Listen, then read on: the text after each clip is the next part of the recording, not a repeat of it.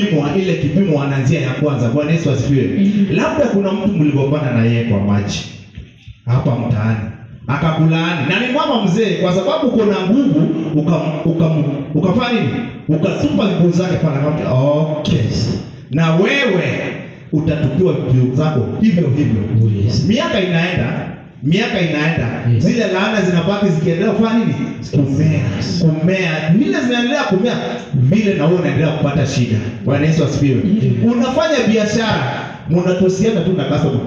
Wakati mmoja nikiwa conductor, nilienda kunyoshia customer kidole hivi, akaipendua. Nikiangalia nikapata imeangalia side nyingine. Sijui kama alinilaani. Na mimi nikaiguza ikarudi tena normal. Haikuvunjika. Bwana Yesu asifiwe. Unapata yule mtu mwenye mumefinyana na yeye ndiyo anakutumia laana. Laana zingine ni za wazazi. Bwana Yesu asifiwe. Mzazi akiongea tu hivi, watu wa Mungu tutaomba hapa mpaka tuanguke chini, lakini bado hatujapata dawa ya ile ugonjwa. Bwana Yesu asifiwe. Lazima tujue kama ni laana inafanya biashara zetu haziendelei mbele, ama ni sisi wenyewe tumejilaani. Unajilaani wewe mwenyewe.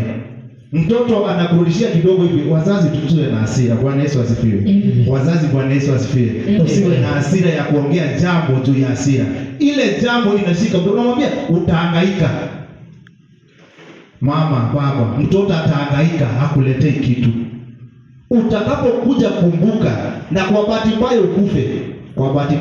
Sisi kwa kikwetu, kwanza kwa walio mnaita senje. Senje aongee tu hivi, si utahangaika itawa.